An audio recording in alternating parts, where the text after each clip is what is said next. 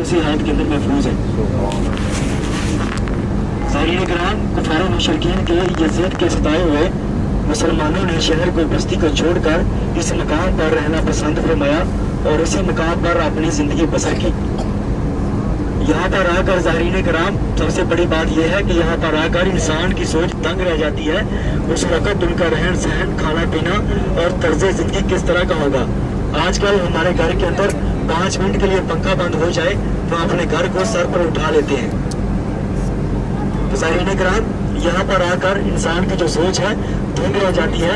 आपके सीधे हाथ की जानब ये वाक़ई अबू ज़र ग़फ़ारी रज़ी अल्लाह तआला अन्हु, जिनके अंदर सहाबा किराम रज़ी अल्लाह तआला अन्हु इन मकानात के अंदर रहाइश पज़ीर हुआ करते थे।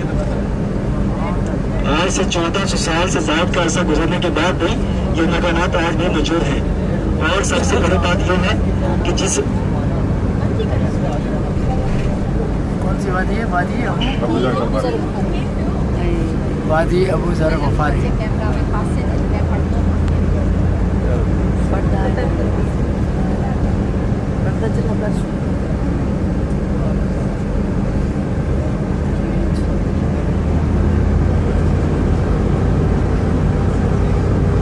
ज़ाहिरीन किराम, जिस मकाम पर हमारी गाड़ी चल रही है ये मक्का और मदीना का पुराना रोड है और इसको तरीक़े हिजरा भी कहा जाता है।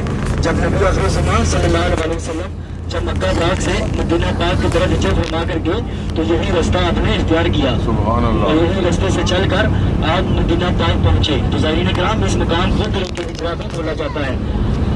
ज़ाहिरीन किराम, मैं आपको थोड़ा सा सऊदी अरब के हवाले से बताता चलूँ। सऊदी अरब 1922 से पहले यहाँ पर